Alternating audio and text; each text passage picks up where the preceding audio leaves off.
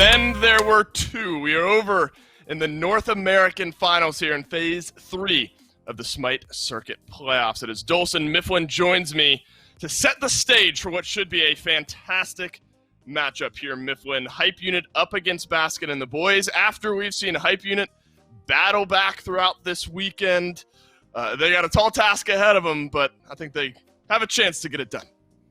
Let's not downplay it, Dave. They've got a Herculean task. Baskin and the boys have been resting on top, crown firmly placed on head, placed upon the throne, on top of a mountain of gold for a very long time in this league. I think that it's going to be a very hard one for it, but Hype Unit have shown that they're able to compete. They know that we have got historied players on that squad, players that have competed at Worlds on console. We've got players that have been inside the SPL for brief minutes of time as well. If anyone can do it, it's going to be Hype Unit. Well, they lost day one here this weekend and then have not lost since then. They make their way into this best-of-5 finals up against Baskin and the boys. Baskin and the boys coming in with one win in hand because they hadn't lost this weekend. So only need 2 wins for Baskin and the boys, 3, of course, then for Hype Unit. What did you see, though, just this last set, though, Mifflin, here out of Hype Unit? Are you given some strength, some extra excitement maybe around the potential of this matchup based on what you saw around the squad? Do you see some issues that maybe, if cleaned up, give this Hype Unit team a real fighting chance? You know, we're gonna ignore the last set just a little bit, but game 2, we did see some relative strengths coming out of the boys. I want to highlight Layers in particular was able to get involved very easily on the Robin. He controlled the pace of the game, completely outpaced the enemy jungler Riveros. So I think if anything, it should be a huge priority for Hype Unit to make sure that they get onto their comfort picks. Wolves, obviously a bastion of consistency out of the soul lane, but we can't not talk about Baskin and the boys. Mifflin, that was never an option. And over to Baskin and the boys we go here in the favorites. And we've made that, I think, pretty clear here in this one. But we saw over in Europe, Belt Slap dropped a game. You know, the Snake Pit looked pretty competitive throughout that set, out with some outlier games here and there. So going up against Baskin and the boys, I think the hardest question to answer, and it's always the question that gets raised when you have a team like this, like Belt Slap over in Europe, is how do you beat these guys? Do you have any inclination on what it might take to beat this Baskin and the boys team? 20% skill, 70% sheer power of will. I don't know the actual, all that is what it's going to take. And then some. You got to go plus ultra if you want to beat these guys because they're all best in class within the SEC. Right. I mean, Baskin and mid, I don't need to talk about this guy. There's nothing that hasn't been said already, except for maybe he's an absolute frag grenade with shrapnel in his veins. Mast, obviously a storied SPL player. Uzi comes from the SEC as well as a little bit of time in the SPL as well. Each one of these guys, if they wanted to, as a 5-man unit, could move up a league and perform incredibly well. If anything, I think your only chance of survival against Baskin and the boys is to really prioritize pressuring out that duo lane. The only player that's ever looked to show even a remote sign of weakness, and I mean it when I say remote, is Meerkat, because he keeps going to these magical hunters. If you can exploit their weakness as gods in that lane as well, that might be one way in. It's going to be difficult, to be sure. Plus Ultra and then some United States Smash mode now for Hype Unit here. Mast has had himself a great weekend, I think, and I've loved what I've seen out of Gino, particularly some of the flexibility as far as these picks go. The Erlang Shen support here, definitely not something that you always see, maybe not even something that you can expect it. And Mifflin, I think that's another good point to kind of look at with this team is not only pure mechanical skill and game knowledge for Baskin and the boys is very strong, but pick ban flexibility is so good for these guys. You never know where they're going to go. It's very hard to lock them down. Baskin's God Pool is more like an ocean here at this point. So I think Hype Unit have a tall task on giving themselves an advantage in picks and bans for game number 1, which we'll dive into right here and right now. Or game 2, I suppose, is really where we're at. Baskin and the boys going to be in that first ban slot as well. I kind of want to see where maybe Yamoja starts to fall in this set. I think she's been the surprise of the weekend, to be honest, for me, Mifflin. The lack of priority, maybe out of that support pick, definitely has raised my eyebrows. It really has. I mean, I'm not going to mince words even a little bit. We've been saying Yomoja's the best guardian in the game. She's the best support in the game. Yomoja's the best god in the game. She brings damage, DC continuously. She doesn't have mana, Dave. She just does it, and she doesn't have cooldowns either. She's got walls that can separate fights inside the jungle and in lanes. That's how big they are. Give mobility to your teammates that don't have it. Lock people in with the Riptide as well with healing in the kit. And I think Baskin and the boys prove right now that they understand that that god is way too strong. They want to get rid of it immediately, as well as matching it up with the Kuzubo. Seems like they're really trying to target out the support, which, in all fairness, hype unit support was looking really good in the last set. Yeah, Quig had a fantastic set to move hype unit on to the finals here, so not surprising that Baskin and the boys are going to put some emphasis on Quig here in the ban phase. Ganesh banned out, take that one away from Gino. Cupid as well. To me, just purely based on what we've seen recently, and we've talked about how Meerkat really likes the magical ADCs, I think the Cupid ban may be a little bit more centric to Baskin out of that mid lane. But with that said, around these magical ADCs, Baskin and the boys have put hype unit in a bit of a tough spot where Olorun and Freya both still available. The Amaterasu ban will confirm that. So I wonder if you're Baskin and the boys here, you prioritize one of these magical hunters first and foremost overall, to give Meerkat, something he wants to play. Instead, it might be the Cthulhu. Cthulhu going to be very strong on the Soul Lane if that is how they decide to go. Uzi obviously very comfortable on this pick. Should bring team-wide healing as well as disruption. The most disruption of any Guardian, truthfully, once he does go into the ultimate stance. And I think Baskin and the boys understand that no other team in the SEC in North America, at least, has prioritized the magical hunters. And with two of them still available, they should be able to get one for themselves no matter what. I would be surprised to see Hype Unit let Hibois through here, especially considering Baskin and the boys have flexed it in the mid. They flexed it in the jungle. Almost every game it's been available, we've seen Mask play it. It's one of his signature picks right now. Persephone, a very strong pick. Crazy that it slips my mind, likely because we haven't seen her prioritize that much in the SEC this last weekend, but that's a strong top two for Hype Unit. Yeah, if Persephone makes her way on back to Baskin, I think you've done something wrong there. So I think a strong statement on two folds here. Baskin and the boys obviously feeling like Cthulhu is more worthwhile to them than Baskin playing Persephone out of the mid lane. And then on the flip side, Hype Unit prioritizing that Rom over either of the magical hunters that are still available. That one's a little less surprising. We have seen Rom start to climb those tier lists and perform somewhat well when given the chance. Olorun hovered maybe for a moment there, but ultimately it's the 100% win rate Freya that'll fall to Meerkat. Yeah, I think Meerkat's also the only one that has played the Freya so far. Interesting that he does decide to go for Freya. Olorun's Sanctified Field, so strong, but with the enemy team comp being as it is, Persephone ultimate is going to be much easier to avoid. Just use Valkyrie's Discretion, fly out of range. If Rom decides to go up in the air, you could do the exact same. Valkyrie's Discretion, remove yourself from the playfield. You don't have to worry about getting sniped out at all. I think Baskin and the boys picking up the Achilles here. Very likely going to the jungle. We saw Mast play it yesterday, and it's just a strong pick to take away from Hype Unit because it's one of the signature counters to Cthulhu, acting at not only as a comfort pick, but also as a ban. And one thing, Mifflin, jumping over to this Hercules pick that we figured you would need to see from Hype Unit to give them a better chance of finding pressure in this game is picking pressure into that long lane. Get something that can make Gino and Meerkat a little bit more uncomfortable. Rom able to find some good poke damage early, as well as now this Hercules that I think will do well for Quig in setting up maybe some early kills and give Hype Unit maybe a strong lane there over on the left side of the map.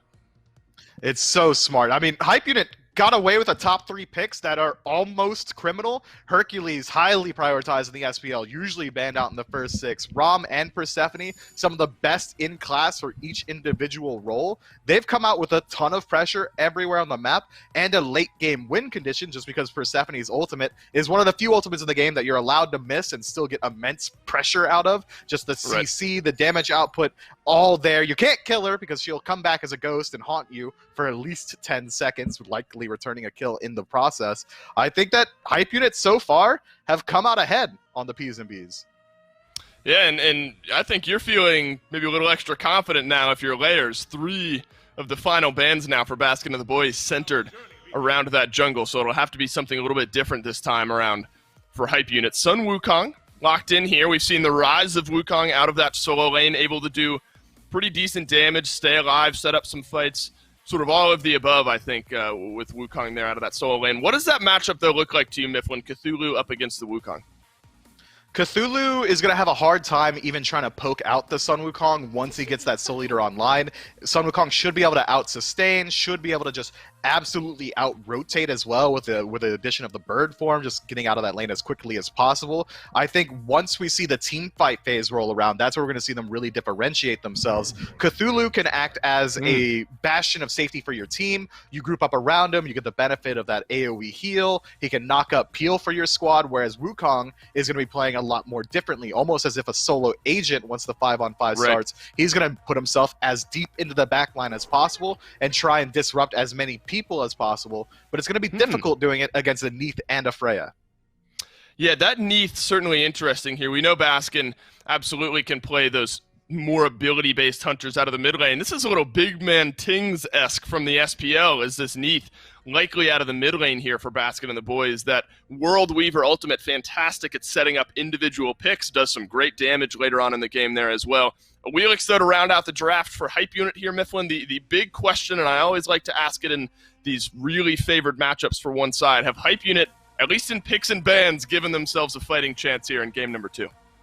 110%. Even if you ignore the bottom 2 picks, which aren't weak by any means, Hype Unit come out with some of the best in class. As I said earlier, Persephone should be a huge priority for BNB to focus out in the early game. Neath has an okay matchup into her, but if Persephone decides to play a little bit safer, Bone Rush has more range than anything Neath can return. A Willix synergizes incredibly well with Hype Unit's team. Not only is it a direct counter to Neath, now that her backflip, it's so tall, it's so easy to ult out, but also you've got the knock-up from Sun Wukong. You've got Earthshaker from Hercules, so much I could set up for it. Gravity Surge is going to be a huge tool, a huge asset coming in these team fights. I think Hype Unit have a real shot here. Well, it's the favorites in Baskin and the boys against Hype Unit. Game number 2, and I cannot think of a better pair to send it down to than J. Mac Tucker and Lermy Wormy. Thank you, Dave and Mifflin. J-Mac and Lermy back on an NA set. It felt like it's been so long since we've gotten to cast NA together again, Lermy. I think playoffs last time was the last time we had a fun pair onto them. And what better matchup for it than Baskin and the boys in Hype Unit in the grand finals for circuit playoffs number 3. Oh yeah, these two teams have been absolutely nuts this tournament, and I can't wait to see this matchup between Quig and Gino in particular. Quig has been very impressive this tournament so far, as he's been allowed to play these very aggressive picks like the Hercules right now and the Kuzenbo in the past, so you can already see that this man is not willing to allow anything from Baskin and the boys to happen around this purple. No early purple for either side, it seems, but even still, this is going to be a slight advantage for everybody on Hype Unit.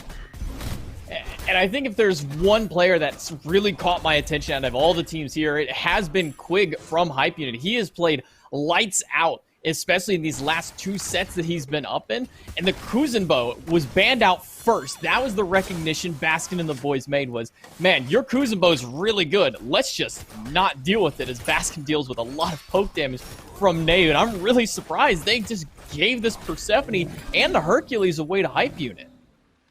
It's hard to say, right? Because Baskin and the boys were the top seed, so, you know, you have to pick and choose what you're picking up. And I think Cthulhu might be worth it, honestly, because if I'm going to say Uzi has the best Cthulhu in the SCC, I genuinely mean it. He went, 5-1-5 yesterday, but hold that thought, there's a fight here in the left. Meerkat actually wins that trade. Biting off a little more than he can chew, and now Benny has to go on full retreat. The whoop from Meerkat was perfect to help set up after the breath from Gino. And that's how you get some dual lane pressure early in a lane that you honestly probably normally shouldn't be winning. Another whoop out of Meerkat. The breath, he rolls the wrong way. Benny, that's not where you're supposed to go. Mask with the rotation over to yoink the kill from them. Now they might be going for a purple buff invade, but Layers has made the rotation, but in a 3 versus 2, not quite sure they can quite take this one. Looks like it was secured for the side of Hype Unit. Well done there by Layers for making that rotation to at least keep them off the purple for mere moments, but man, what a start for B&B. They've got 2 kills in 2 minutes, and both of them here are helping out that duo lane, at least slightly, because, you know, kill on Freya is amazing. Well, 2 kills on Masked in the jungle is even more amazing. Baskin and the boys off to a very quick start. with Mast on that second kill for the Achilles jungle. He's going to get his boots online very quickly and make sure to continue applying that pressure. He's not even level 5 yet, Lermy. Yeah, at this point, it's just been crazy how much pressure has been applied across the map here by Mast. This Achilles seems to be something that he's very comfortable with because he played it before, and he played it very well, but I do want to mention that his build was kind of whack, I'm not gonna lie. He went Crusher first, Boots, and then Golden Blade. It was a strange build, but by all means, it certainly did help him farm the map incredibly well because Achilles is known to have a little bit weaker abilities, at least in the early when it comes to jungle creep. But again, more brawling here on the left-hand side, and Quig's able to return the first kill for Hype Unit onto Meerkat. I mean, Meerkat is trying to zig when he doesn't need to zag. Just run in a straight line, you'll get away. The CC's already gone. Just run, my man. Instead, Meerkat runs into one too many auto attacks from Benny and Quig and ends up falling for the first death for his team. But here into the early game, I mean, are these 2 kills on Mask enough to get the ball rolling for a Baskin and the boys, or is this still kind of just like an even paced out game for him? It's really hard to say because Achilles is more of a late game monster. He's got that nutty ability to be able to execute someone come that late game. And of course he can have it starting at level 5, but you know, the more health you have, the easier it is to shred through that real quick to get to that percentage that you need to be at. But when it comes to as the better level 5 matchup, at least in the mid jungle, I've got to say for sure it's going to Hype Unit. Being able to have Neu fire out those grasping bundles there from the ultimate. I mean, there's nothing really they can do except burn their own ultimates to deal with it. And if Baskin tries to back up away, well, there's Gravity Surge just waiting. It really is such a devastating ult out of Persephone. Because it just goes until it hits something, she could fire it from all the way behind tier 1 tower in the mid lane and still be able to try and snipe you out from your opposite side of the lane. I mean, you just have to keep your eyes peeled at all times because you never know. We saw one nutty play yesterday, fired it from basically almost the mid-heartbeat camp, just off to the side of it, fired all the way up towards purple buff to catch out one. I mean, it's such a devastating god. I'm really surprised that Baskin and the boys just allowed it through. But again, there's just so many things in this game that you have to ban away, and so much respect towards individual players that it seems that they're fine with giving this away. And beads out of Gino. We didn't even mention that. Up into the sky is Meerkat with the Valkyrie's discretion. Ultimate out of Baskin into the mid. Gino's going to pull back too. The snipes are good. The pull and the gravity surge even better out of layers. But Gino's going to pick him up with one more basic mask in the back line, tearing through the competition as he takes down Quig. And now Benny might not be safe because Baskin's made the rotation. Needs one good spirit arrow to hit. The beads are going to make sure that no matter what, Benny's able to get out of there. Another few kills go on the board for Baskin and the boys. Honestly, that's a great trade there for B&B just because that's yet another kill on the jungler, and Layers made a really great play getting that kill at basically 1 HP under tower and surviving as long as possible, but great recognition there from Gino to realize that being the Cerberus, he does a lot of damage, so he's going to be able to claim a very high spot on this player damage chart, at least right now, just because of how aggressive people are being in this duo. He's able to pick people up with the Stygian Torment more than he usually is able to. Yeah, Cerberus isn't a god that we see too often into the support role. Was it really just picked here because everything else is banned away, or do you think that because the low-pressure Freya was here, that that's kind of the reason that we see this god here? I don't know. It's hard to say because Cerberus does a ton of damage, right? That's kind of why he gets played in solo a lot, and also it works up against healing comps, which, of course, you're stealing away all of that healing coming out of the Hercules 3, so it certainly works out pretty well there, but in general, you know, you're kind of looking for another kind of high-pressure support. Cerberus can do it. I wouldn't say it's the best one on the market when things like Yamoja are available that have kind of been ignored all weekend long, surprisingly enough. But at the same time, this is definitely a comfort for Gino. I think he feels really great on this character, and clearly he's showing it. Well, more pressure towards the duo. Mass diving in, ultimate out of the mid laner. Baskin forcing Benny up into the sky, but when he lands down, he's going to have a world of pain following him through as Mask whiffs the ultimate, but luckily Gino's got his back and hits him with the paralyzing spit, able to get that kill. Quick looking for any kind of return fire, but I don't think they're going to be able to get anything because Baskin, once again, has made a full rotation to this dual lane. They recognize that this has been their struggle point, and so they're going to continue targeting it. They really have been, though. I feel like every single rotation we've been seeing is on this left-hand side, and the action here is not done quite yet. Unfortunate paralyzing spit there for Gino does mean that this Hercules is going to get out alive, but man, the fighting just does not stop. And before, we've been kind of seeing these junglers pick opposite sides to focus on, but I feel like going to solo right now is kind of a lost cause because really, no matter what Uzi does, he's going to lose the pressure here. And I think that's a big reason why that they're kind of okay with letting Cthulhu just sit in this lane and hang out until he can be that giant team fight monster that everyone knows he is. One thing that we heard, on the desk was this rise of Sun Wukong. We've been seeing him now, I'm not going to say more than ever, because back when Sun Wukong's support was the big thing to run way back when, that was when I think we saw the most of him. But why are we seeing such a rise in this one god in the solo lane? He's just a very, very safe character, right? You get to the late game, and then you're going to be doing a lot of diving. Sun Wukong is a lane bully and a team fight bully. He can zip in and out of fights, but hold that thought as there's a fight on left again as Benny Q is just taken down. They are focusing my man out. He has not had a chance to breathe this game. Quig just threw away his CC immunity, and the Fatal Strike is more than enough to get the final shot onto that. 8-2 now reads the slash line for B&B as they look towards the Gold Fury. Baskin is the one putting himself between the Fury and the enemies. Typically, you'd put your support or your solo laner over there, but Baskin is more than enough. Grasping Death just off the mark. Baskin and the boys do get the Gold Fury, and they almost get layers along with it. He's on full retreat. Meerkat, able to get it with the Valkyrie's discretion. Only 2 shots needed. Ultimate out of Gino just off the mark. That's going to force the Cloud out of Wolves. Sitting up, looking for a target. He's going to find Baskin, but Baskin's going to find even more damage to him. And Uzi cleans it up, but not before Benny goes up into the sky and snipes down Baskin. It's not even 10 minutes yet, J-Mac, and we've seen 13 kills across the board and a Gold Fury, not even to mention that. And on this left-hand side, the aggression still continues. Benny finally getting a kill to get himself back in this game. Tries to get aggressive on this purple, but he realizes Gino's around the corner, and that means it's time to go. But with this Wukong falling, that means it's time for Master and Uzi to get the business done on this right-hand side and invade that blue buff to finally give this Cthulhu the advantage he deserves. The man's 2 levels up against a character that is an absolute lane bully. That's kind of insane. One thing for me that's a little insane is this is probably the best start that Meerkat has had the entire weekend, where he's not 0-3 by the 10-minute mark because everybody's usually trying to kill Meerkat, but for once he gets to be on the giving end of the damage and getting those kills. It's got to be a breath of fresh air for this guy.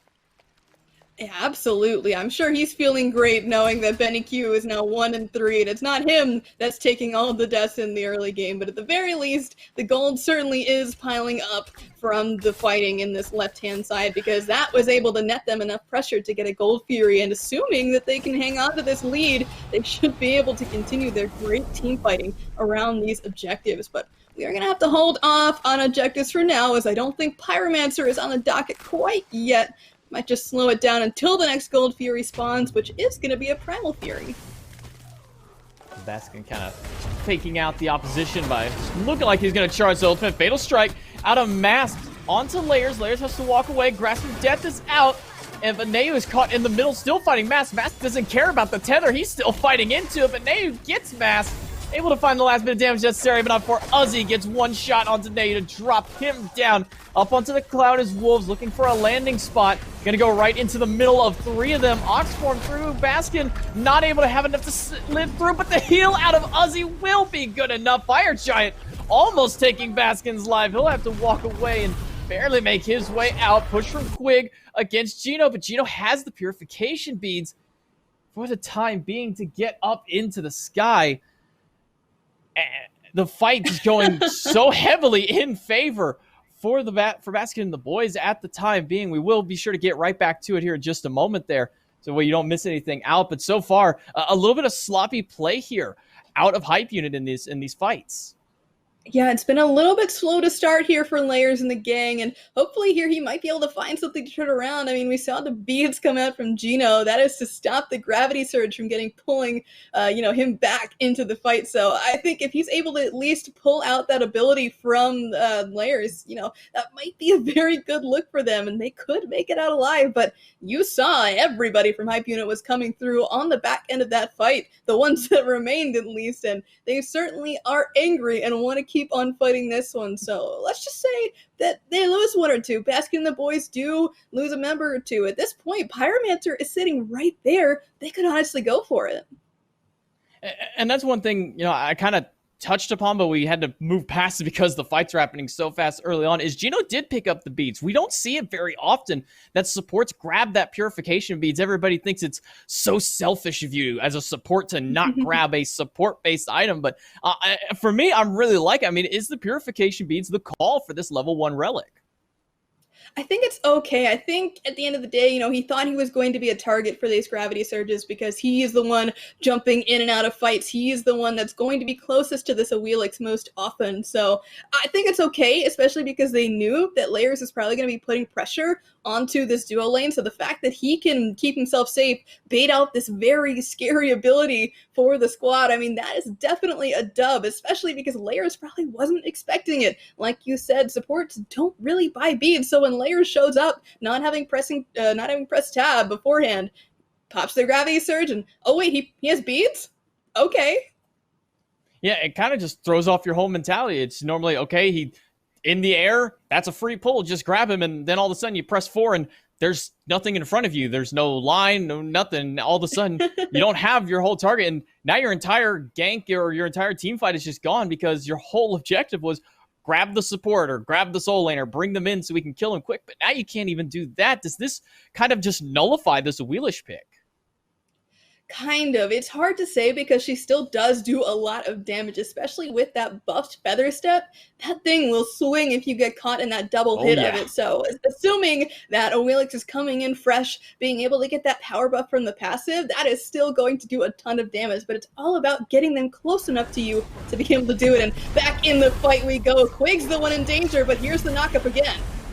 And again, you see the purification beads. That's going to make sure that he gets out of the gravity surge. And now Uzi's going to drop the mire down to make sure he's got that big root blink in from Layers. He will manage to pick up Baskin. After all, after the end of the day, Baskin does fall. It looks like Uzi's going to take a spill too, as Wolves cleans him up with one more basic. Gino's here. Gino has enough damage on the Cerberus if he needs to jump in. He went for the Shoes of the Magi, so he's got a lot of power built in, but I'm not sure he's going to be able to catch any of them. No blink available, only his leap. It'll be dangerous waters if he jumps in. Yeah, that's the thought process, right? But it's all a bait here for Mass to come through and clean it up. But Gino's the one that grabs the killing spree with the paralyzing spit. What a phenomenal bait here from B&B's support. Gino, man, he is nuts this set. Gino just caught them hook, line, and sinker. Threw his cast around, just said, all right, wait a moment, got a bite. Yanks them both in to come say, hey, I'm a nice little juicy little worm here. Come and take the bite. And unfortunately for Layers, he's not going to have much of a chance himself. Diving tier 2 tower. Masked going in for his 6th kill of the game. We're 13 minutes in. Masked has 6 kills out of the 14 already on his team. Baskin and the boys are going for a very early rush start here. They've already got 2 towers down, and it doesn't look like they're stopping anytime soon. Not one bit. This Primal Fury's got about a minute or so left to come up, so that's going to be the next objective that B&B are going to look for. And honestly, if I'm Hype Unit, I need to be formulating now what is the game plan going into this Gold Fury, because if they don't have one, this certainly is the ticking time bomb that B&B are looking for. If they can't come up with a solution in time, they're just going to take it and run with it. Baskin and Gino going to go back to base along with Mass. Everybody's going to take a trip back and see what they can buy up. And it is going to be that same start that we saw out of Mass last time. Crusher into the boots, and now the Golden Blade, recognizing that his early damage is enough, maybe just to help him clear through the jungle, and opting for a little bit more of the kind of AoE damage afterwards with that Golden Blade. Now into the Shillelagh. What do you think he's going to be building into with this item? It's probably going to be Sledge. He's a warrior, so he's definitely able to take up all that extra power and protection that it can give you. But Primal Fury's been up for 10 seconds, guys. Can we slow it down just a moment? And that's not even possible here, as everybody showed up for this Gold Fury. And there goes Nayu's ult as well, but totally off the mark. Gino, he's not going to have a chance to get out for the time being. Is he going to try and get a heal blink out of Gino because he's hit level 12? He's got that second relic, but Benny puts him right back into the ground after another fantastic snipe. Nayu goes down to Meerkat, and now Benny's the one on retreat. Aegis to get away from the Fatal Strike. Mask is trying to get the last shot needed, but Uzi's going to walk over and hit him with one, and that'll put 4 in the dirt for Hype Unit. 2 down. Mask looking to try and steal away this red buff from Wolves. It looks like he may have just done so. Now the mid-tier 1 tower will be the next one to fall. All 3 tier 1s down for Hype Unit. Most importantly, an Primal Fury given to Baskin and the boys. Yeah, this lead that Baskin and the boys just had, it is now significantly bigger. They're approaching 6K, and we're 15 minutes in, J-Mac. This is all so much faster than any of those European games that we saw earlier today, and even yesterday, or not yesterday, sorry, the set before this one, where Hype Unit seemed to be totally in control for the most part. I mean, those were still 30-plus minute games, and they did not have a lead like this. I mean, there's no slowing down for Baskin and the boys, and that's just it. I will say the one thing that I do miss of casting a lot of the North American games is how fast-paced they go. I think the fastest EU game I got to watch this season was Poppies versus Donkey Hoof, and that was like 19 and 23 minutes or something. But, I mean, Baskin and the boys are looking to put this one to bed early. You know, they got school day tomorrow for some of these players. They got to make sure to get a good night's sleep, and Baskin and the boys unable to stop that Pyromancer from going down. Hype Unit and be able to secure something for themselves, get a little bit of gold, get that haste effect when they walk out of the fountain, so that way they can regroup a little bit quicker for these next fights. But, I mean, when you look across the board, Lerman, you're looking at 2 and even a 3-level lead in the support role. Gino has just been doing so well with keeping that farm game up. Yeah, and he almost made it out of that last fight, too. That blink was, oof, chef kisses. He almost made it out. That was very close. But Wolves is now the one in trouble here as 4 members are grouping up on this guy up in the cloud. And the 5th member has shown up here, too, just waiting around the bend to take him down. And Meerkat is going to throw him up into the banish. But there's the beats and the Wukong, and out he goes. Yeah, no chance that he gets out of there. Between the Meyer waiting for him on the back end and then a Meerkat as well. And talk about waiting for you. Mask has that Fatal Strike one more time. We'll take down Quig. Split pushing coming out of Hype Unit. I like the call here. Everybody else on the top end of the map. So they're going to be able to get 2 tier 2 towers if everything goes well for them. And Benny Q might even push towards this Phoenix. But it looks like Meerkat's going to make a rotation over. Gino going to take quite a bit of damage and use the ultimate of his own. Uzi needs 1 shot and will find it and make a second swipe down. We'll pick up the double kill for the solo laner.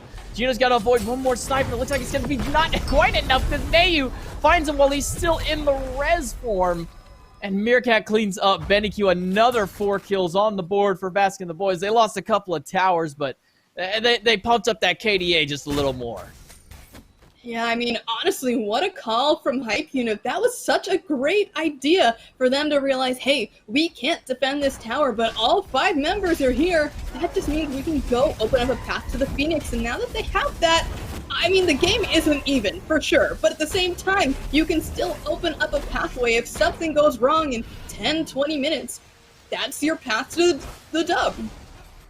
Well, they're going to look for the Fire Giant. Wolves is waiting on the backside. He's got a cudgel if he needs to throw something safely over the wall.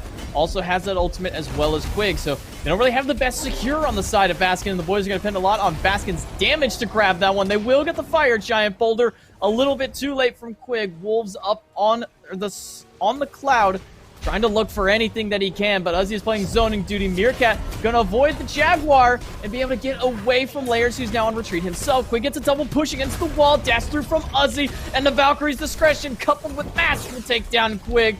Wolves very low, down to a quarter health. Layers are going to get a pullback from Gino, but a whoop out of Meerkat one more time, and that's sure to be the end of the jungler. Meerkat picks up 1, Benny grabs Uzi, and Wolves takes down Baskin, but Mask is still here. He's still alive. Gino grabs 1. Meerkat looking for another. It's the 1v1 matchup, and Meerkat will take it. the last man standing, or will it be? Nayu still has an opportunity to take him down. It's a double deicide and a triple kill for Nayu. Everybody's off the playing field. Call for a reset. Yeah, Fire Giant who? Y'all just did that at 18 minutes? So what? Says Nayu. So what? You don't need that right now. You are going back to base. Every single member down on both teams. I don't think I've ever seen that, honestly, in a game of competitive Smite where literally everyone is dead at the same time. That is insane. Nayu is nuts at this god. Do not give it to him next game. I swear to goodness. I don't think in all of my time casting I've ever seen a double deicide in a competitive conquest match before. Seeing it here in the grand finals, game number 2 of the grand finals here for Baskin, the boys, and Hype Unit. I mean, that again, it's a reset. Yes, Baskin and the boys are still up 5,000 gold, but they lost the Fire Giant that they just fought so hard to get. They've just basically told everything. You know what? Those last 2 minutes, nothing happened. Nothing matters. Nothing happened onto it. But for Hype Unit, that's a big win for them because they take Fire Giant off them. They get those extra gold bounties that they've been lacking on. So if anything, wouldn't you think that Hype Unit comes out on top for this? In theory, they do, right? Because they did wipe every single member of that Fire Giant bump, so at least it's going to slow the game down just a little bit, but no contest around this. Gold Fury is moderately surprising considering how that last fight went, but the fight here is now moving to this left-hand side. They said, you're split pushing our side of the map, well now we're going for yours. That heal that Quig just got saved his life, but not for much longer as he's going to get thrown right back into the clutches of Uzi and Meerkat. Grasp of Death comes out from Nayu. It's 4, but Uzi is still tearing in through the back line. Wolves is not going to be enough with his clone to take anybody down. He'll get a stun onto Chino, but it's a 3 versus 5, and they just don't have the damage taken down. They're fighting up at the Phoenix. Let me, the tier 2 tower's not even down. They don't need to take down towers. Why get towers when you can get kills? But what an impressive fight here from Baskin and the boys. Gino is just not afraid, man. These beads have been doing so much work, and you know, people, like you said, people don't typically pick this up because it's seen as selfish, but look at how much work it's been doing. He has really been able to survive most of these fights because he's had those beads, and honestly, you see supports trading out their lives a lot, and for sure that sucks, but when you've got the ability to be up in their faces, push people completely out of the fight, then by all means do it. Quig has really been struggling in this game. Meerkat's struggling with a health bar as he takes half of it from the boulder out of Quig. Level 13 on the Hercules, trying to get anything going. Mass is unable to get the execute through. Meerkat does fall to layers. The mire dropped out of Uzi in the grasp of death.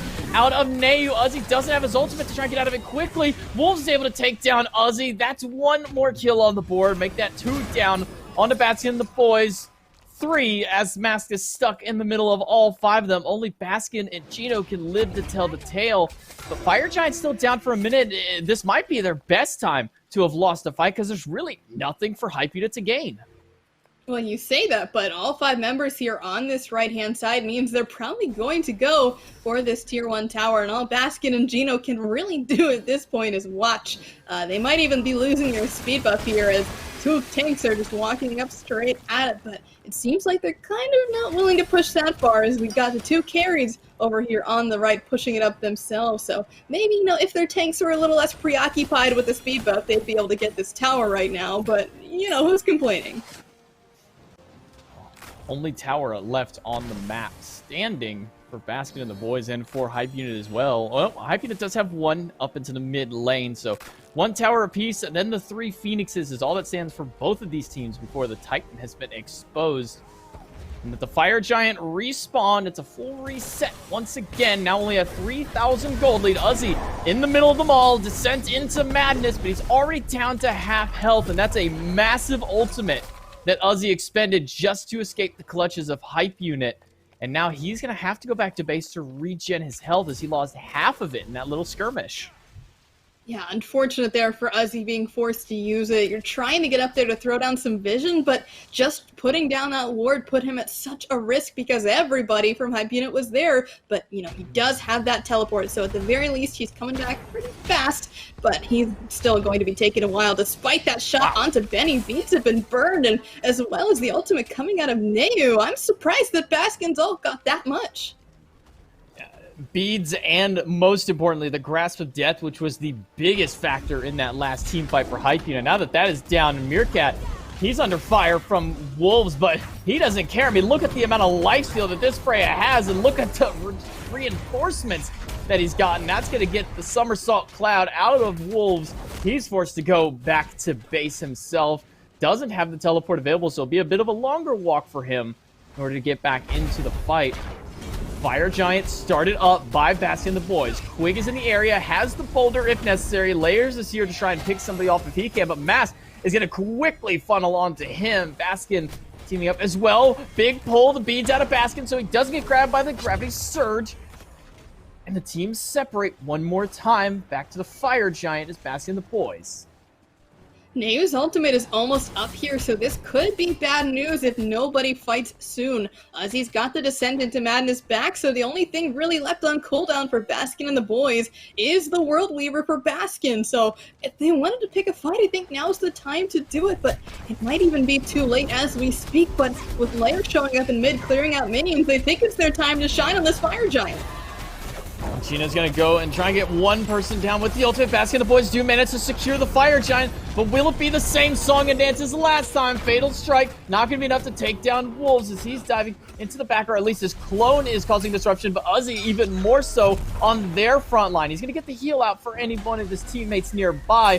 Whoop out of Meerkat will hold Quig off for the time being. Frenzy is popped, blinking for Quig. He only manages to find one, but three with the pull, and the boulder slams into four.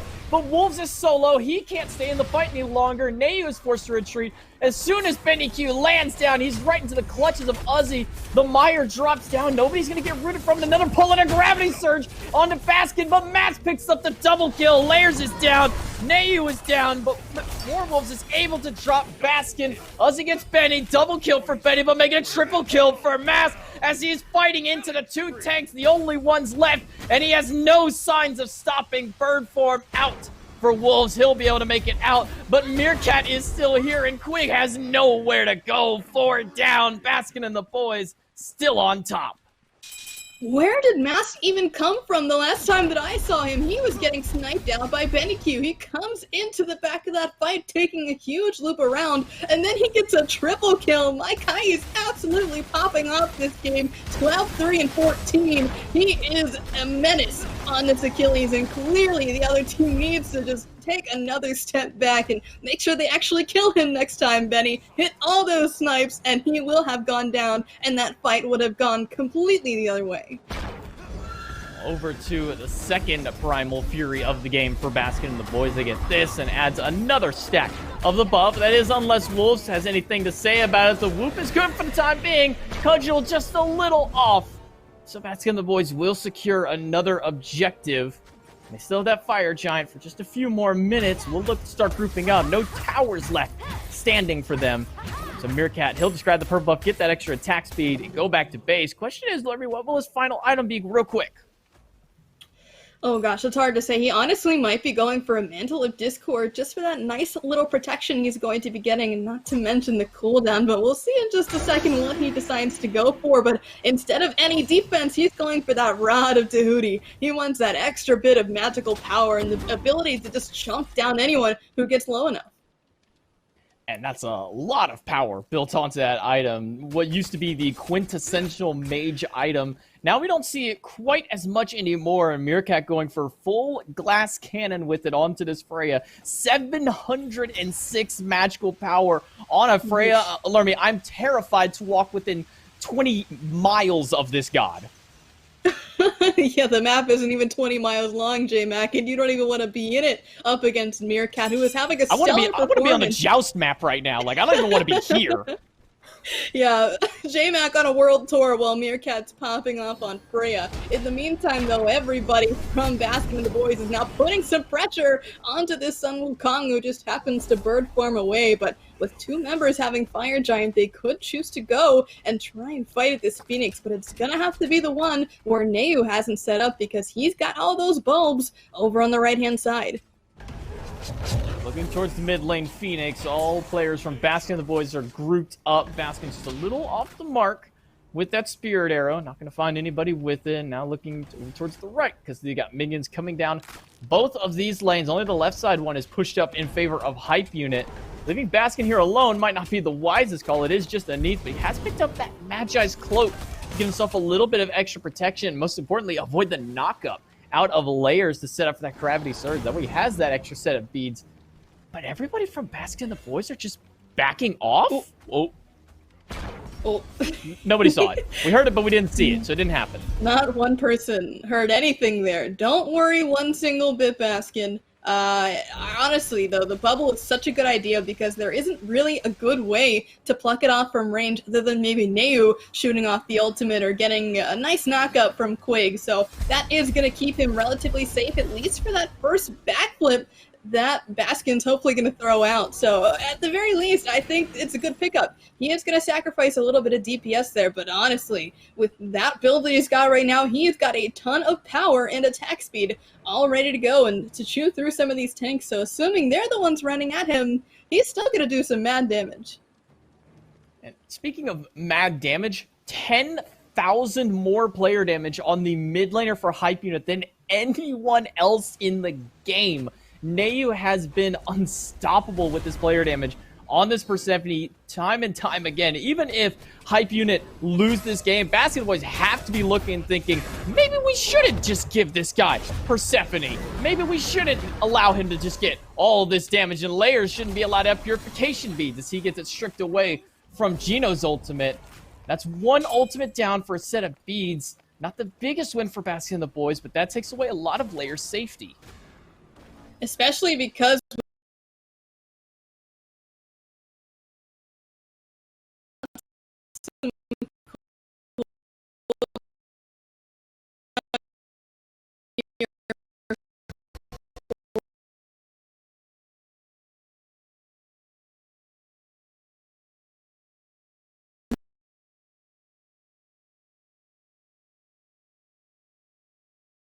he whipped that ultimate up slightly faster. To try and get a little bit of peel and heal for his team, and he just keeps throwing down those big zoning knockouts. Geno with the blink in, as well as Mats into the backline. He is going straight onto the carry's double dash, looking for an ultimate if he needs it, but Benny is able to get him before he can fall down. Uzi fine with the dash, but he'll go down. No, he jukes the cudgel. Finally, the basic will drop him down, making it a 3 versus 2 now in favor of Hype Unit, but Quig has to go back as he is way too low to continue the fight. Same here for Meerkat and Geno. They're sitting at about a 3rd HP each, and as much as they want to keep chasing that, they know that they will be walking straight to their death if they should get close to Neu at all, and it really seems like nobody is able to deal with Neu. They're forcing out the focus onto Layers, who's been having to beads most of this stuff, but Neu's out here free casting, and player damage is telling the whole story, really. He's sitting at 42,000 at 32 minutes. This is why you ban this character. I mean, it's not even just Persephone, really. It's Neu on Persephone. Yeah, Neu has been one of the standout Persephone players in the North End circuit as a whole. Now, you don't get too many players even allowed to play this god, but really Neu has stood up among the rest of them, showing just how prominent he is on this god. You can see why. Like we said, 12,000 damage now over the next highest, which usually it's almost solo laners on the top of the charts for it. You do see Uzi there at almost 30k himself. Boulder just a little off the mark, just enough to kind of tickle Meerkat there as they walk away with a Pyromancer for B&B. But again, going into game number 2, or game number 3, I guess, technically, no matter what the results onto it, I can't expect Neu to get his hands on this goddess again. Yeah, no shot. Unless this character is going straight into Baskin's hands, there is no way she makes it through the ban phase. But look here, Hype Unit are seeing that Uzi's on that left side of the map. The teleport comes through, but Fire is still getting pulled. Ozzy's gonna dive right in with the dash, has the descent to the Madison, will go into it. Hype unit secure the Fire Giant, but there's already so many of them solo. Benny is dead on landing. Nayu's already down as Ozzy grabs him. Meerkat picks up Benny. Wolves is on retreat as far as he can go. Grasp of death out of Nayu to try and get any bit of damage left, but he fades away just before the damage from his leap goes off. 2 down, but Fire Giant around Hype unit's waist, and Wolves is just wasting everybody's time, Meerkat's included, as he is just roaming around the map. Instead, Meerkat will look towards the minions and the rest of the team to regroup at mid. Oh, but he ran straight into Baskin here, right behind his mask, so he's going to have to wait out the cooldown on his ability to run away, but there it is coming out, and that might be good enough, but the double blink at the same time from Mask and Wolves. Quake and Layers are trying to find a way to bail their soul laner out, and it looks like he's going to be fine, but I mean, that was still Fire Giant for Hype Unit, and EFG at that, so the 3 members that have it, you know, they're not typically the ones that you want it on per se, but it's so good to steal it away here from B&B, because if they had gotten it and they won the resulting team fight, honestly, that's GG. Baskin's really been struggling this game to get any kind of damage or really any kind of help. He's fallen 6 times so far. Has 22 assists, tied for the most with Gino, but as far as getting himself out there to get some damage on the board and really helping out his team, he's kind of been on the lower end, which is not typically where we see Baskin. Usually he's kind of topping the charts amongst his team in almost all regards. Never is he topping it in deaths for the team, and it might be down to just this Neath is such an unsafe pickup when a god like Wheelish and then you have Hercules and a Sun Wukong on the other side. It's just so hard to be safe as this character because her backflip is one of the most easily predicted movement abilities in the game. You know exactly where she's going to land, and yes, it is sped up a little bit, but at the same time, that doesn't mean that the positioning has changed at all, and especially when Layers is on a character that can really, really put the pain on a Neath. It's so hard for him to stay alive, but that doesn't mean he's not bringing some damage when he's absolutely needed to. But I gotta agree with you, this doesn't look like Baskin's best performance. He needs to be a little more accurate with this character, I feel, for it to really shine. Well, for the first time this game, Baskin and the boys are on the back foot, having to defend their base against 3 members of Fire Giant on Hype Unit. Pull in from Quig will force the Valkyrie's discretion out of Meerkat. 2 fighting Uzi on the opposite side is into the Madness. Mask is going to dive right in. Wolves into the ultimate. Layers is not going to make it out because Mask has just enough damage and Chase to hold it off. Wolves going to get knocked up and Meerkat barely going to make it back to the fountain. The Wolves is out for the time being. He has the Bird of Note, but the ultimate in from Baskin is going to make sure he gets locked down just a little bit longer. Gino chasing down, gets a stun onto Nayu. Somehow Wolves is still living for the time. Bass is going to be able to get the stun onto him, but one more bird will make sure he gets out.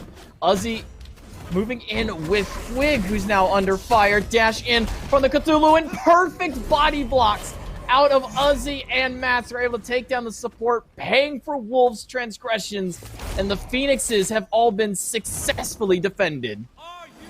What an impressive fight there between Mask and Uzi. The synergy between these two guys is so real and impressive that they were able to continue pushing out both those tanks all the way down the mid lane, basically. And that body block, man, that does not really happen come the late game because people are too scared to get so close to one another. But the fact of the matter is that they were able to take off Quig for another 60 or so seconds, and we are really getting up there now, up into almost 40 minutes. And this is one of the longest games of the tournament, but both teams are on the line here for all of the big prizes and money across the board. So I can understand why you'd be really hesitant to commit fully.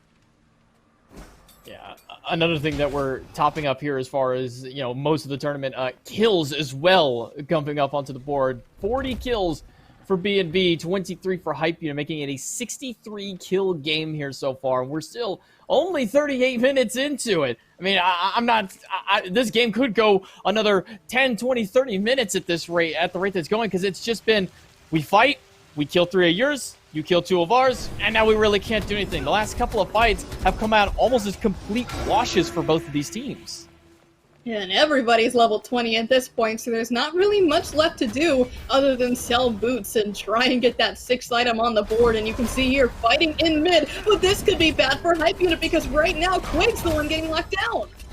Not going to get executed because he's just out of threshold. Blinking from layers, but his ult is down, and now, so is Naze with the Grasp of Death offline. Snipes out of Benny are not going to be enough to take down Baskin as he charges up his ultimate, looking for somebody. It looks like he was going to be layers, but it's not enough damage. Wolves is trying to get out the best that he can, but he gets knocked up by Uzi. Mask is chasing him. He needs the stun. They need some kind of CC to lock down this Wukong if they're going to have any hope of taking him down, but it's just too tanky on the solo laner. Everybody makes it out, and all ultimates expended on the board. Again, another complete wash. And this time a wash without any kills. I'm just so impressed that we've made it this far, and no one's willing to fully commit to these fights. They were so close, but the peel on Hype Unit was just so good. And now they've got the posturing on this EFG, but everybody from B&B is on the way. And especially when Uzi teleports behind, but he may have gone too far out. He's taking so much poke, but Quig's the one that goes down first. Quig just disappeared, and welcome to a 6-item Freya late game with a red potion online. I'm not even sure if he's purchased it to have it, but I mean, we're at 6 items, and Meerkat gets another whoop onto Wolves. No ultimate available for the Wukong. This is their best chance to grab him. Meerkat will get him. That's 2 down for Hype Unit. They're on full retreat. Baskin, no ultimate available just yet. Benny Q gets stunned out, and Baskin will get the execute off with his ultimate. More than enough damage to finish the job. Nayu gets taken down by Meerkat. That's 3 for the Hunter. And with only 1 left standing and a Phoenix in their way, Baskin and the boys look to close out game number 2 and bring themselves up to a 2-0 lead in the set. Meerkat is going to get some minions taken down, but Layers is going to have one hell of a defense at this time if he has any hopes of stopping Baskin and the boys. Game number 2 will go firmly to the boys in blue. Layers will manage to pick up Meerkat and a little bit of chasing around for one more kill. But game number 2, Baskin and the boys take it after 40 minutes of play. Yeah, that was a long one for sure over here in the finals, but what an amazing game. We saw so many crazy plays, back and forth washes across the board for both teams, and honestly, that was so much closer than I thought it was going to be. I mean, even coming into this as a fan, you would think, oh, Baskin and the boys, they've been on top forever now. They would just smack up everybody else. But no, Hype Unit came in fighting. They know what they need to do. And honestly, one more team fight in their favor, and they would have won that game. What a crazy game that we've had. A double D-a-side, a 40-minute back-and-forth action with over 60 kills. But Lermy, we've still got another game to go. But now before we take it to a quick break and the desk can help break down that one, we'll be back in just a couple of minutes.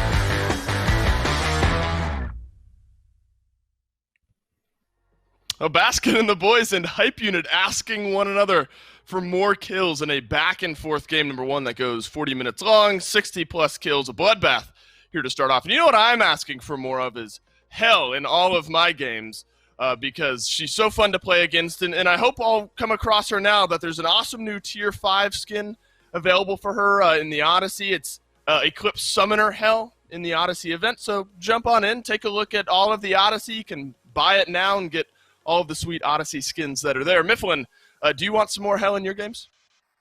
Not on the enemy team. No, I hate playing against that god. But the skin's tight, though, Dave. 100%. Spot on there, Miff. I appreciate the support on that one. Let's talk about game number 2, though, that we had here. Bloodbath was the word that I chose to describe it. Man, words are fun, huh? Pretty spot on, though. I mean, 60-plus kills in a 40-minute game here. I think the surprise, though, is that Hype Unit was able to keep themselves in it with how fast Baskin and the boys started off. Hanging on by the seat of their pants 100%, man. They were pulling every single ripcord that they could to just hang into that match. And I think maybe it seemed a little bit closer just because of how long the game went. But if you take a little bit of a deeper look, you notice that 40 minutes in, and there are 60 kills, over 40 of the kills belong to Baskin and the boys. 30 of them split between 2 members just about, Meerkat and Mast. It just seems like Baskin and the boys might have been playing with their food a little bit. A couple of misplays around Fire Giant that resulted in a full game-wide wipe. Not something you get to see very often. That's almost exclusive to Persephone games. I mean, they could have closed it out a little bit sooner had they played it slightly cleaner, but I don't think there was a single moment where I thought Hype Unit was going to win that match. Yeah, Mask did 42,000 damage. I believe Nehu was the highest in the game at around 55,000. So the conversation around warriors in the jungle, you know, maybe you look no further than when you can play something like the Achilles and pour out damage throughout the game. Meerkat as well. We talked in the pre-game segment about how he really enjoys these magical ADCs. Some good games we've seen from them, some bad games. I'd say this is one of the better ones we've seen out of Meerkat here on this Freya, 33,000 damage. Taking part in this interesting double deicide that we had there. I wonder, though, if Hype Unit is going to keep some of those picks open as we move forward, leaving those magical hunters open towards Meerkat, maybe force them onto something different. I think it'd be hard to ban out all the magical hunters that Meerkat wants to play. This dude will go to Chronos, he'll go to Soul, he'll play those other picks. It's just generally we expect to see them put a lot more pressure over there. Meerkat was allowed to remain even or ahead on the Freya for the entirety of the game. Compare that to what you expect to see from Freyas in the SPL or even earlier on in the weekend in the SEC. You think, okay, well, sure, she's going to be 3-4 levels down in the early, but once she gets to the late game, she'll absolutely bop. Meerkat didn't care about that. Conventional knowledge be damned. He popped off from minute 5 and never really stopped. Hey, Hype Unit definitely has some changes to make here in picks and bans for game number 2 to set themselves up with the potential to take this one over Baskin and the boys. Hype Unit in that first pick spot here. Baskin and the boys then will be able to answer back with a couple of their own. There is high pressure, remember, from Baskin and the boys onto layers, kind of in that second wave of bans, 3 or 4 junglers being taken off the table. The Nemesis, the Thor was gone. I think Robin got banned out there at some point as well. So definitely something I think to look out for from Baskin and the boys here. Hype Unit still hanging on to that Cupid, and I think it's a worthwhile ban given what we know Baskin and the boys can do with it.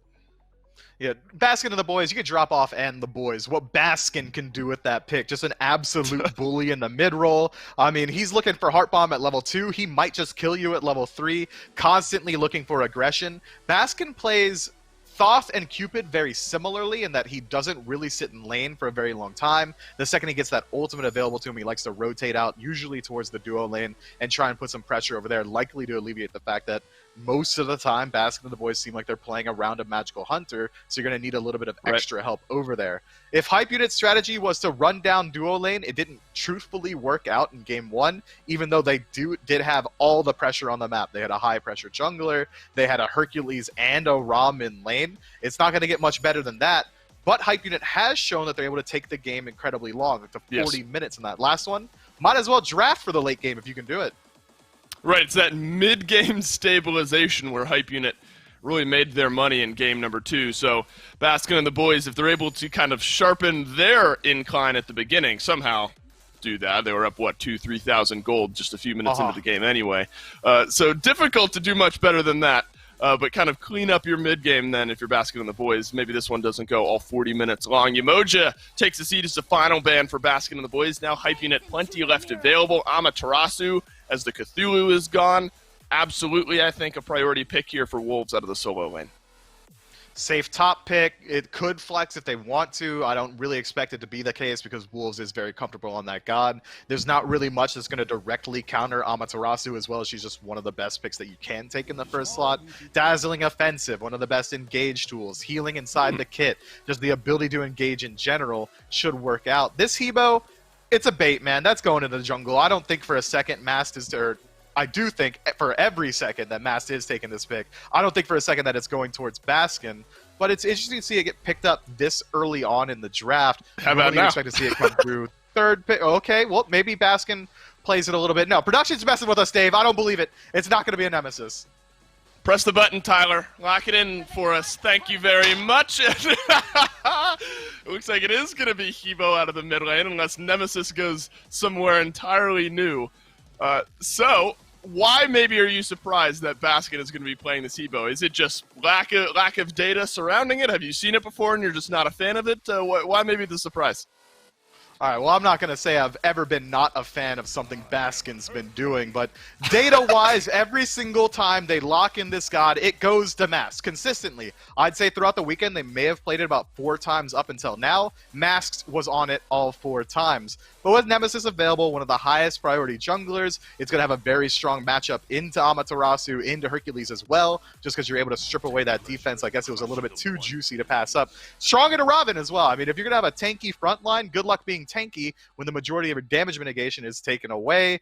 Everything that you want to do, 30% of your health bar immediately taken away as well. Nemesis is going to be a very strong pick into the first 3 from hype unit. Baskin can absolutely play Hebo. I don't think for a second that he can't. I just wasn't expecting it. Fair enough. I think if what hype unit are going for on their side here is run at you type of aggression, they've drafted a pretty perfect first 3 for that. Hercules looking for some good setup from Quig this time, unable to maybe find exactly the value he was hoping for there in game 1, but the run back chance now here in game number 3 as it stands. Rom instead this time for Meerkat with Oleron and Freya both still available.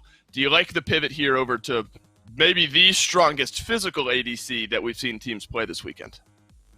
You'll never catch me complaining when Rom gets locked in, and it's going to be a much safer matchup. I think it's a calculated decision from Meerkat to stray away from the Magical Hunters just because of the 3 strong that we see from hype unit.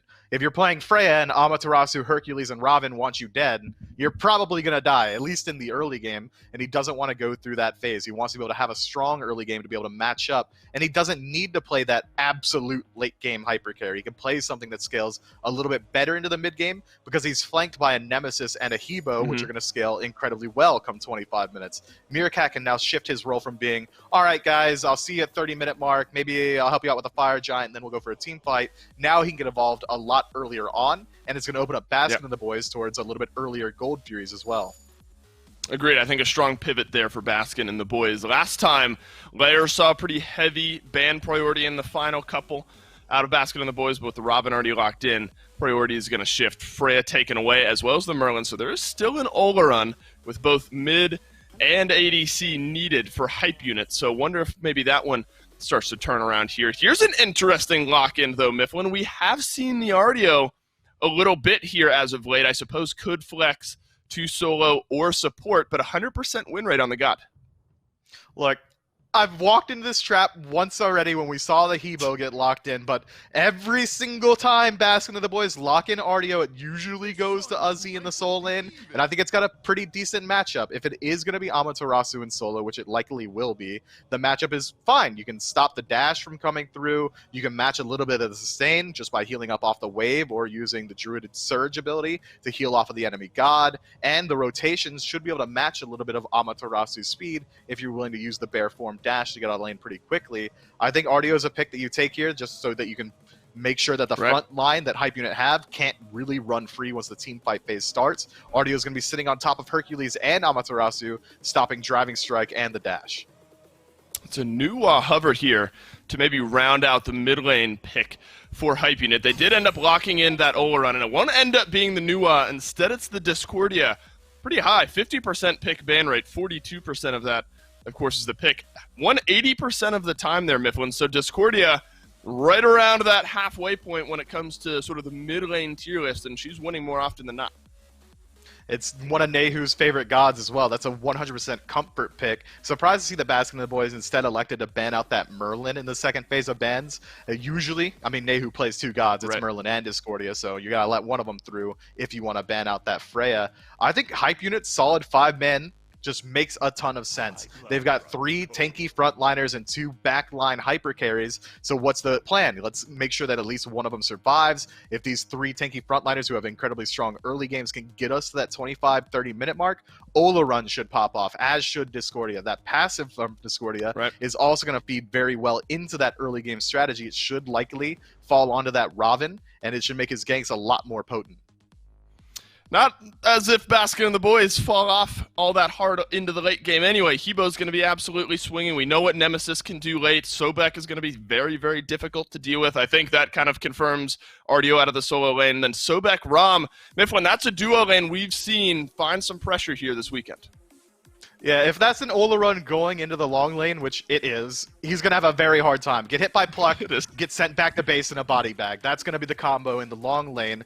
But the direct matchups come team fight phase might actually favor Hype Unit just a little bit. Robin's going to have a decent matchup in a Hebo. If you're able to use your 2 to avoid the water spout, the crushing wave likely won't be able to follow up with it.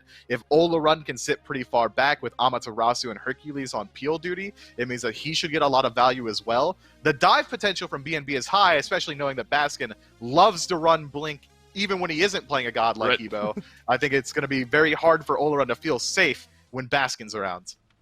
Well, Baskin and the boys need just one more to be your Phase 3 champions here in North America. Hype Unit need 3 straight. J-Mac and Lermy still on the mic. And it's going to be a hard-fought fight here for Hype Unit, down to the last wire for them. They've got to win this to keep their hopes and dreams alive, to win out and move on to a potential Game 4. This is a strong draft drafted out of here by Baskin and the boys, Lermy. It's going to be a tough one for Hype Unit. For sure, especially because Gino's on a character that can kind of match the aggression here coming out from Quig's Hercules. Now that the Sobek is up to bat, I think that they will not be the ones getting invaded here, but we still see Quig kind of lurking out of his purple buff, but the ward there placed by Gino means that he'll know exactly what's going on, and as soon as that Hercules walks on over it, they know that they're safe to go. No invades this time, and a regular duo lane, right guys? Not rotations from the jungle every 2 minutes. Not gonna see an arena game? I wouldn't hold your breath on that one. If any of the North American circuit play throughout all of these 3 phases have told anything, it's that we're going to see aggression in this duo lane specifically over any other one. Yes, we've had fighting in the mid lanes 1 versus 1, but we've almost always seen these junglers come through. Gino with that level 2 pluck onto Benny, who's late on the purification beads. Meerkat just pumping in auto for auto as much as he can, and that puts Benny back under the tower and has to be forced to use some of those potions. I mean, that's the power that this level 2 Sobek has. Yeah, they talked about it on the desk, and honestly, Benny, now that he doesn't have beads, is in a world of trouble, but Meerkat really needs to hit that level 2, but check out this fighting in mid. We're transitioning over here, and Nehu, accurate as ever on this character, continues to bring the pressure here, despite not being on the signature Persephone. I mean, even still, you've got to be afraid of this guy, despite the switch up in character. And the desk, pretty good on their calls usually about this Artio. Like they said, typically when Artio is picked up, it goes over to Uzi, and indeed he will be running it into the Amaterasu. A fairly strong matchup for him, and most importantly, I don't think I'm losing lane anytime kind of matchup. You know, you're going to have an alright time. You got a bunch of abilities at your disposal, being a stance switching Guardian, so I don't think Uzi has too much to worry about in this early game. Oh, Especially because his abilities have healing on them, and considering a Warrior's Blessing on top of that, the sustain there for this RDO is really, really good, especially up against the Ama, who only gets the sustain from the stance swap. But Gino here is pushing up a little bit, throwing a ward right in front of Layers. I'm sure he spotted this out, so that is going to be one failed gank for the jungler of Hype Unit. Gonna have to return over to these oracles and probably take it back onto base, because his speed's about to be coming up. As a jungler, you spend a little bit of time over here, you see if you can get anything. No, nothing, no one's biting. All right, I gotta go back. More important things at hand, you know, speed buffs coming up and all that, you know, all that good jazz. And if anybody knows anything about junglers, they gotta have that speed buff no matter what. Otherwise, they get upset about it, and then they want you to, you know, surrender game because you lost one speed buff. I mean, it's a big deal. It really is. Coming from that jungler perspective, if I'm not getting my speed, the second it comes up, I am raging, slamming the F6 heap, but not as hard as Baskin is right now, that he's gotten rooted out and not able to walk back as fast as possible to those side harpies. But even still, this has been a very quiet game in comparison. No first blood at the very beginning, and really, that's to be expected considering they've got a Nemesis on one side and a Robin on the other. Nobody's really doing anything until they get those ultimates. And I say that, but Layers is trying to make something happen here and just going to get stunned out, and Uzi is very likely out of there. Just look at the safety that comes out of this RDO. As soon as Layers came through, he wanted to make sure he didn't get rooted, so waited it out, got the stun. Even though the dash got silenced out, I mean, at that point, he's already gone. I mean, it's so hard to chase down this bear. I mean, it feels like this is probably the best matchup you could have in the solo. I mean, correct me if I'm wrong, but if I'm RTO, I think Ama's probably one of my better matchups. It kind of is, right? Because you just have so many ways to deal with her. You've got the sustain to match her own. You've got some solid damage in the fact that you've just got a million abilities constantly off cooldown. And your poke's pretty good as well. So I would definitely say it's a good matchup, but it's almost going to be concerning when someone shows up to gank, because if Uzi's not able to dash away, then it would be a huge issue. And one big challenge for RDO as a character is that she has no CC immunity. So if she gets stuck in a stun lock or some kind of chain like that, she's going to be in a load of trouble. And you can see the power of this RTO just being able to hit one key after another. You got two stances available to you, Druid form and Bear form onto this goddess. So you have primarily damage and then CC for the opposite side of it, and primarily healing in that Druid form. That Bear Claw provides quite a lot of power to you, healing, CC. I mean, this goddess has basically everything into the kit. It's everything that you could want in a god, but we don't typically see her very often. And that's because the CC chain on her just makes her utterly useless, which is very unfortunate because she's such a fun god. And honestly, one thing that really started to slow her down was the prevalence of characters like Hercules and Oleron, where she just could not deal with those kind of matchups coming out. And surprise, surprise, both those characters are in this game, but Uzi actually chose to pick it into those characters. So fact of the matter is that, you know, maybe Uzi knows something that we don't. He's got the game plan. This man is an RDO main. He's got bears as emotes in his channel, for God's sake. I mean, this guy knows what's up.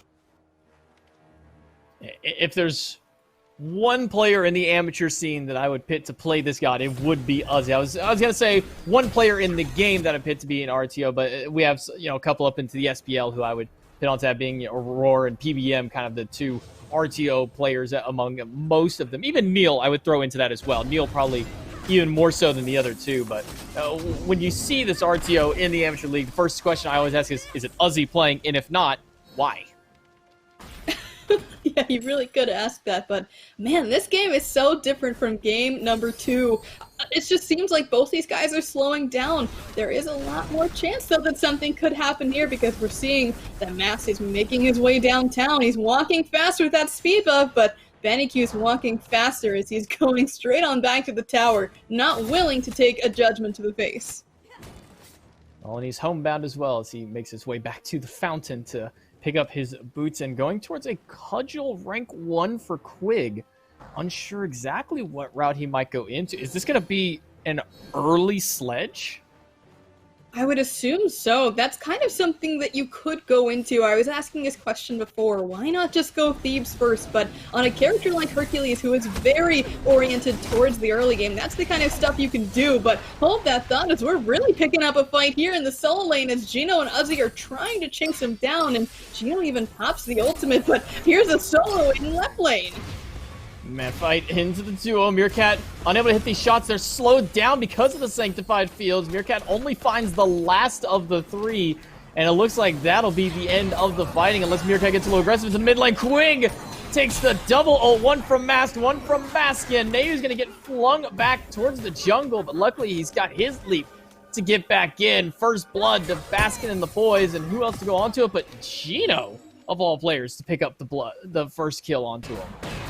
Hey man, he was in the right place at the right time, and by all means, everything was expended by both Baskin and Mask. So if he wasn't even there, I think that Quig would have lived. So good on him for making that rotation after the failed gank in the right-hand side, because he was short an ultimate there, but he had the sickening strike, and that is all he needed to pick up that first blood at, what, 7 minutes into this game?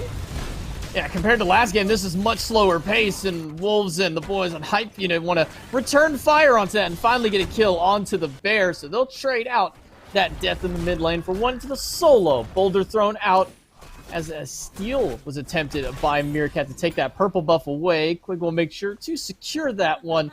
And compared to last game, where we were already, like 13 kills in, a 2-kill game only so far for Hype Unit and Baskin and the boys in game number 2. Teleport a little too late from Uzi, and the first tower will fall. Interesting, though, that they chose to take that tower, because now that could open up a lot of different actions here for Wolves in the solo lane. The first option for Wolves is to stay in lane and just push up even further to get pressure on this tier 2 tower, but that might not be the best one, because the higher that this Amaterasu goes, the easier it is for Mass to make this simple rotation over from his speed or backs to have a gank. So it's really up to whether or not Wolves wants to rotate, and honestly, he could, because we're getting to the point in the game where we could start to contest this Gold Fury, and it would be a great fight to take if Wolves shows up.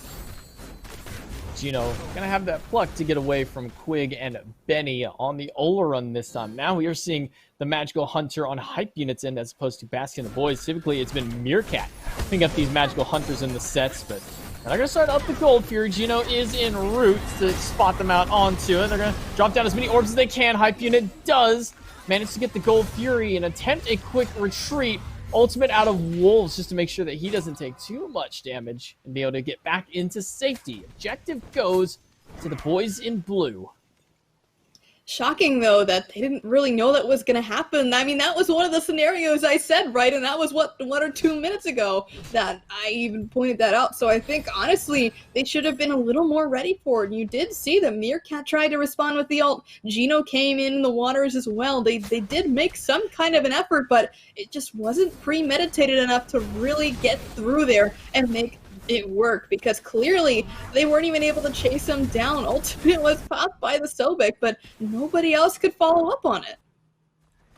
Meerkat facing a little bit of the wrath of this Ola run as he takes quite a bit of damage with Benny into taking a couple more basics than he can handle. Pyromancer started up by Hype Unit, and once again, only one member from Baskin the boys here can really do anything about it. Pyromancer goes to Hype Unit, so a second objective dropped down by Hype. Make sure to keep themselves alive, but no ultimate available for Benny Q. Meerkat trying to find him. Hits him with the basic, but no ult available. Might look to try and wait out, but a teleport in from Wolves. He's all the way on the left-hand side of the map now, looking to chase down Meerkat, who doesn't have his ultimate just yet. Wolves has his, and they'll throw out the dazzling offensive, but a quick ult in from Mass will make sure that Wolves doesn't get to stick around safely. Layers is looking, waiting in the wings to try and find something quick. Very low in health. Up into the sky goes Meerkat, looking for some snipes if he can find it, but just off the mark. Mask can't continue to chase. Back over, add to the red buff. Quig is low, but Baskin will find him with the water cannon as Nayu drops down Gino, making it a 1-for-1.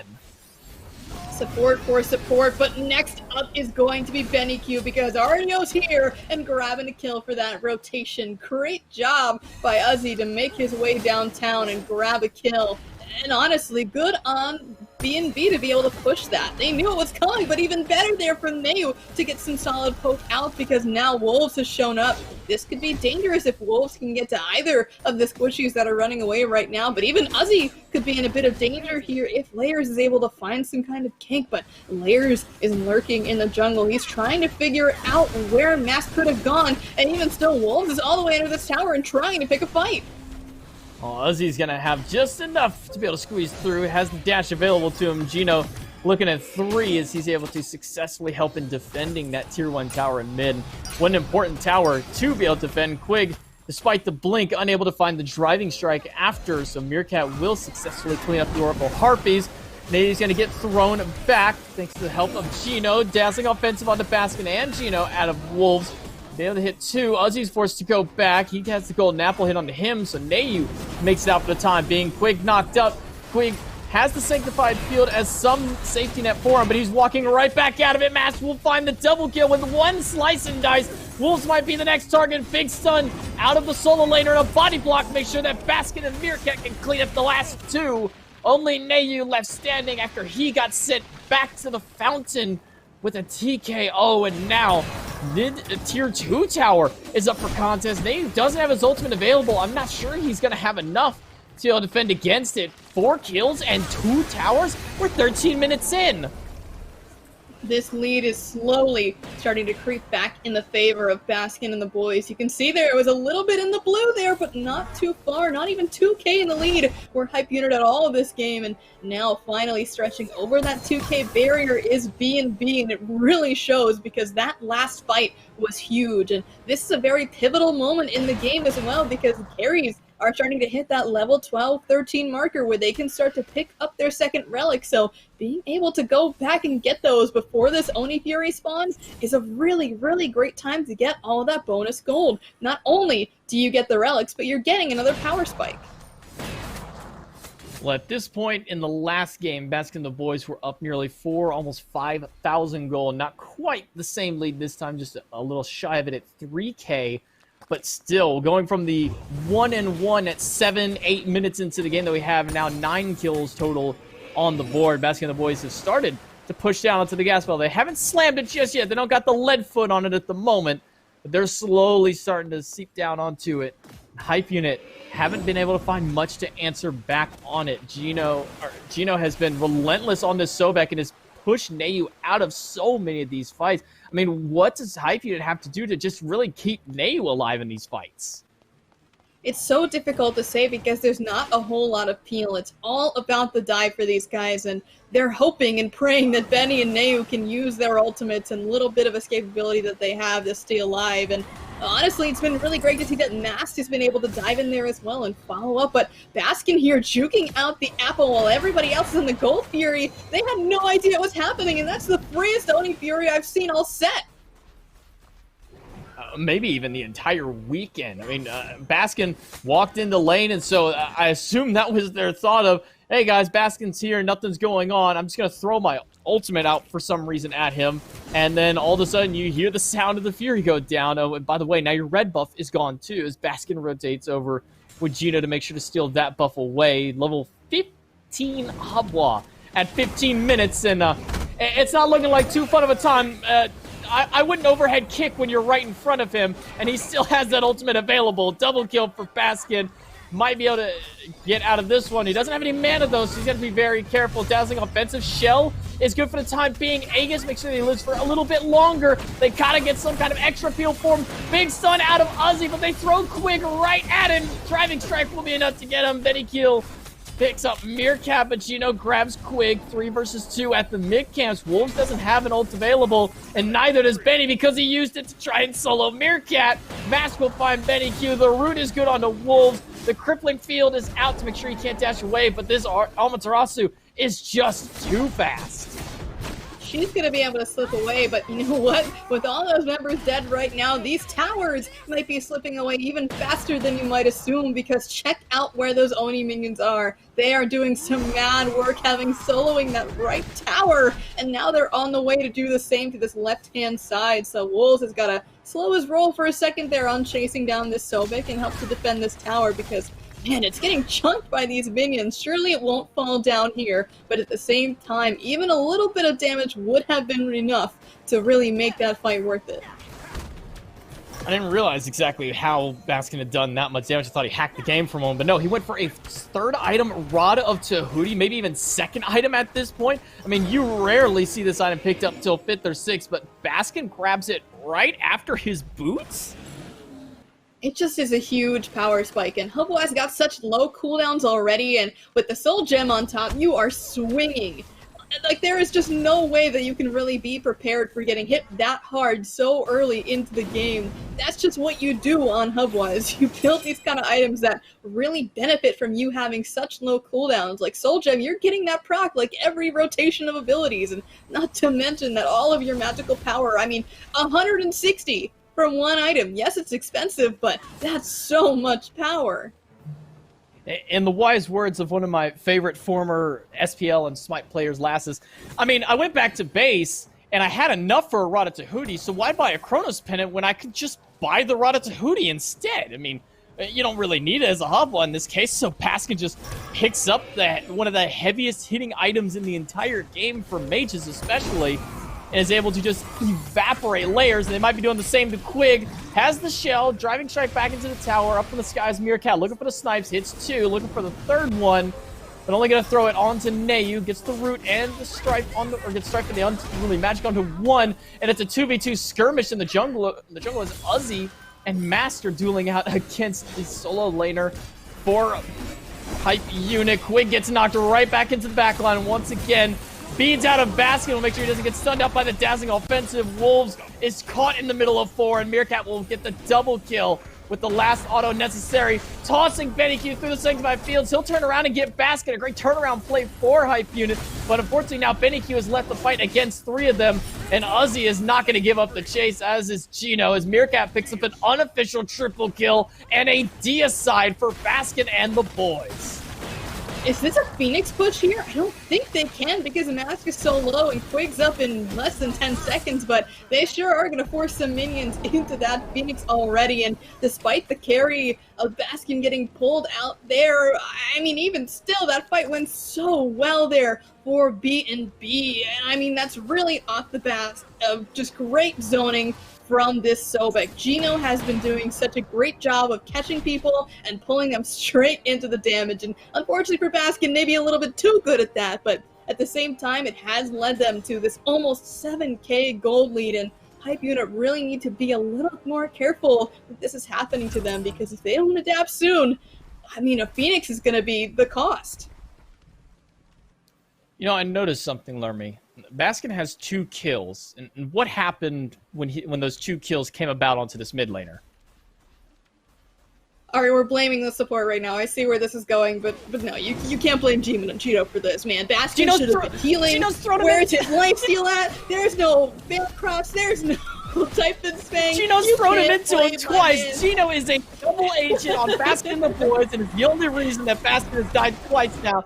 First time he throws Quig into a 10 health Baskin. Second time he throws BennyQ into a 10 health Baskin. Gino is a double agent, but he is doing such a great job on the Sobek that I can't fault him much more from there. 2-1-9 from the support, and once again building up a lead over Quig, who hasn't been able to have the same luck on this Hercules. Game 1, he really struggled on. I'm kind of surprised that they went back to it the second time around. Yeah, it's really hard to see because he's been playing so well this tournament, but just seems like a shell of his former self this time around, and Masked is really trying to make that happen as he throws out an ultimate onto the enemy right now, but they are actually just going to be holding onto it as this fight isn't even fully committed onto. I'm surprised he didn't try to blow up Wolves there. Oh, Wolves lost his ultimate during the fight, so that's a massive team fighting ultimate down for Hype Unit. And Quig has lost a ton of health. That was just 2 abilities out of Baskin. He's already down under half. Luckily, he's got some sustain into it, and a lot of that is credit to that Soul Reaver. Blinging from Baskin as he goes over the wall. Baskin and the boys get the fire drive, but I'm not sure Baskin will make it through. Aegis is good enough to let him survive through the boulder. Up in the sky is Meerkat looking for the snipes. He'll find 2 of them, and that'll take down Quig. 1 down on the side of Hype Unit. Everyone else on full retreat as he gets rooted out by layers, but a knock up onto Wolves as he's trying to retrieve. Blink, 3-man stun out of the solo laner. Ozzy is insane on this RTO, and they might look to just end the game here. 4 down for Hype Unit. Only Wolves is alive, and Ozzy gets taken down by the Dazzling Offensive. Unfortunately for Wolves, he won't make it out. One more triple kill on the board for Meerkat. And in a decisive 21.5 minutes, it looks like Baskin and the boys are going to clean up the set and take it 3-0. What a crazy set we have. A 40-minute back-and-forth game, and then this. I mean, you just simply could not see it coming unless you knew that Baskin was on this squad. And I mean, you should know he's here because this is Baskin's team. I mean, there really is nothing more to say than that. It was all set up for this Hubwa to come out with his 3 ultimates and really make stuff happen. And that's not even to mention the stellar performances of everybody else in this team. This truly was a squad. I mean, you can't say it any other way. I don't think we've seen this kind of teamwork from really anybody else in the circuit. I mean, this was a devastation is probably the best way that I can describe it. It started off kind of slow, 7 minutes, and we didn't even have a first blood. But ever since then, at 13 minutes, we had another 7-8 kills onto the board. And with it, Baskin and the boys are able to crawl their way up and claw out a 3-0 victory to be your North American Circuit playoff victors. But we're going to throw it over to the desk to close us out on this set. Thank you very much, J-Mac and Lermy. Great job on the call as well. And congrats to Baskin and the boys, the Circuit playoff champions over here in North America. Well-deserved, I think, Mifflin here. And honestly, I think specifically Game 3 here was and wasn't tough to maybe to pick the players that we're giving shout-outs to here at the end. Was in the sense that it really seemed like a full-on team win here for Baskin and the boys. A lot of these fights, very lopsided team fight engagements, not a whole lot of individual picks here and there, just kind of repeated roles from Baskin and the boys. But Baskin out of this mid lane, the Hebo pick that surprised us, certainly looked good.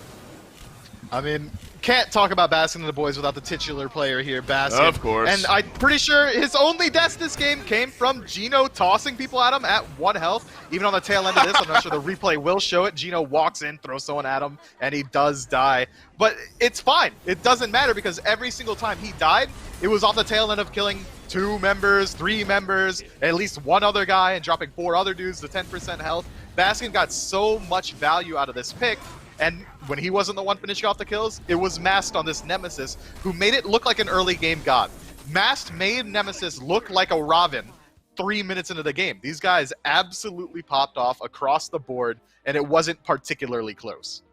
Outpaced the Robin, that's for sure. 4-0-9 for Mast. Baskin, finishes this one 5-2-12. 9-1-7 though for Meerkat. I think really there towards the end, this ROM started to hit those shots, and then the team fights, I think triple kill there down the stretch for Meerkat. But top player damage in the game over to Baskin on the Hebo. Going to be very difficult to win a game when Baskin is playing that type of game. I was nervous, Mifflin, going into this one. You know, I thought Sanctified Fields might have slowed down a lot of what Baskin and the boys are looking to do, that kind of run-at-you engagement, but largely mitigated. Baskin and the boys had no problem with it. Yeah, by the time Oleron was going to be a factor, I mean, we didn't really get to see it. The game ended way too soon. But by the time we would have got there, he might have been able to determine some of those fights with Sanctified Field, but he wasn't allowed the opportunity. That's how you shut down a Magical Hunter. You put pressure over in that lane. You make sure Meerkat gets a god that is going to be able to fight in very early on. We saw a couple 1v1s. Didn't really pan out fully, but Right. Meerkat was almost always getting the better end of it. And really, Oleron wasn't allowed to play the game. Hype Unit drafted for the late game, thinking that it might go as long as Game 1, or Game 2, rather, the unofficial Game 1, and it just really didn't.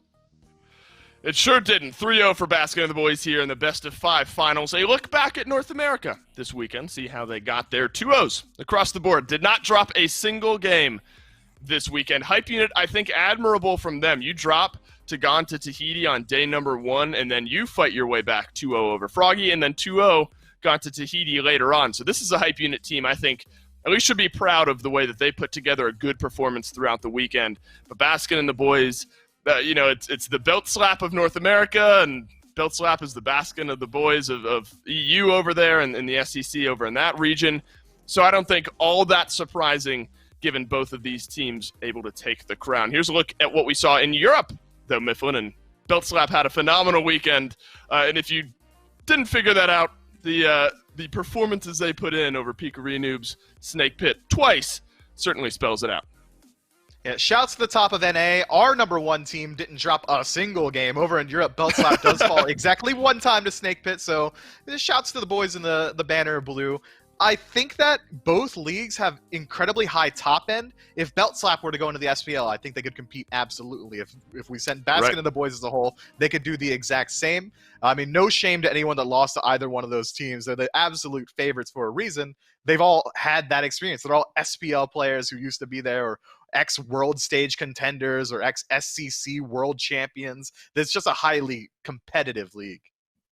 Oh, what a weekend it was here in the SCC, Mifflin. The SMITE Circuit Playoffs. Congrats to Belt Slap. Congrats to Baskin and the boys, your winners of EU in North America exclusively. That's all the SMITE action we've got for you this weekend, though. Make sure to tune in on Friday, this upcoming week, 3 p.m. Eastern Time.